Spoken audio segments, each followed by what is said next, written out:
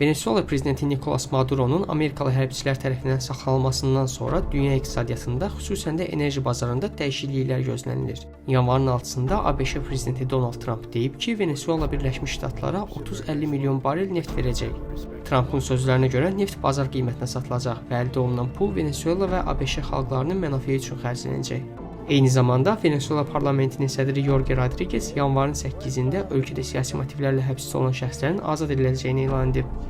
Siyasi şərhçi Rauf Mirqədorov deyir ki, Trumpın Venezuelaya indi müdaxilə etməsinin arxasında populyarlığını geri qazanmaq, beləcə hakimiyyətini itirməmək istəyi durur.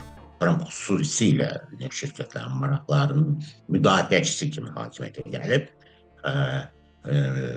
məhz neftdə olan bütün qadağaların, neftin çıxarılmasına və s. olan bütün qadağaların götürülməsi məsələsi onun siyasətinin əsas elementlərindən biridir və neft şirkətlərinin maraqları sözsüz ki, onun şəxsi maraqlarıdır.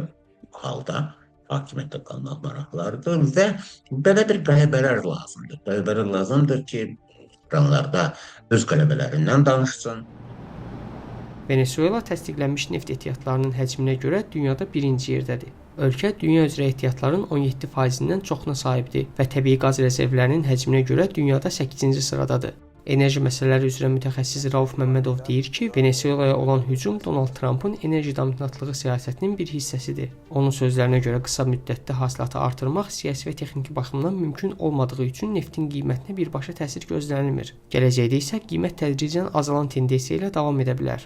Cüzi artım oldu və sonra isə azalma baş verdi və buna da səbəb Trumpın OPEC Plus, OPEC-in yeni tərkibdə olan formatına tam nəzarət etməyidir. Çünki OPEC indiki formatında əsas Səudiyyə Ərəbistanı və Rusiyanın rəhbərliyi altında, Azərbaycan da bu formatın tərkib hissəsidir. Onlar nəzarət edirlər və əsas qüvvə burada Səudiyyə Ərəbistanıdır və Trump və Səudiyyə Ərəbistanı arasında belə bir gizli bir anlaşmanın olduğu göstərilir. Çünki həmin format, həmin OPEC Trumpın hakimiyyəti dövründə əgər siz statistikaya baxsanız heç bir qiymət artımına icazə vermir. Neft deyəndə təbii ki, ağla ilk gələn ölkələrdən biri Azərbaycandır. Ölkənin ixrac gəlirlərinin ən böyük hissəsini qara qızıl təşkil edir. İkinci yerdə isə təbii qaz gəlir. Lakin rəsmi rəqəmlər göstərir ki, 2010-cu ildən etibarən hər il ixrac olunan neft miqdarı azalır. 16 il əvvəllə müqayisədə 2 dəfəyə yaxın azalma müşahidə olunur. Enerji məsələləri mütəxəssisi Rauf Məmmədov deyir ki, hasilatın azalması ilə yanaşı neft qiymətlərinin azalması da əhali üçün yeni reallıqlar ortaya çıxaracaq. Amma Azərbaycan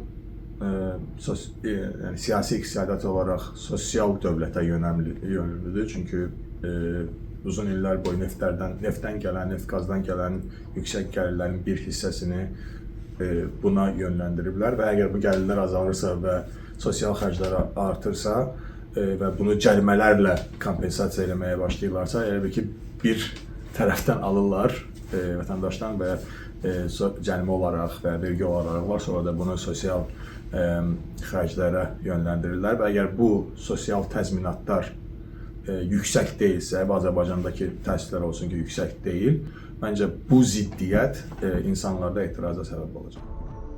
Rauf Mirqədorova görə neft gəlirlərinin azalması fonunda sosial proqramların məhdudlaşması, vergi və cərimələrin artması qarşısı alınmaz partlayışa çevrilə bilər. Onun fikrincə, hökumət artıq siyasi müxalifətdən yox, idarə olunmaz partlayışdan qorxur. Bu tip sistemlər üçün, Azərbaycan kimi sistemlər üçün proqnozlaşdırma mümkün deyil də hadisələrin inkişafı. Çünki institusional heç nə qalmayıb. Heç nə qalmadığı halda sən bilmirsən güc nisbətini, sən proqnozlaşdıra bilmirsən kim nə cür hərəkət edir. Daha çox gözlənilməz bir partlayış olur və qığılcım ola bilər, çox xırda hadisə olsun. Venezuelada baş verənlər bir daha göstərir ki, neft təkcə iqtisadi resurs yox, siyasi alət olaraq da qalır. ABŞ-nin enerji siyasətində atdığı addımlar qlobal bazarda tarazlığı dəyişir. Bu proseslər Azərbaycan kimi neftdən asılı ölkələrdə gəlirlərin davamlılığı və sosial öhdəliklərin icrası ilə bağlı riskləri artırır.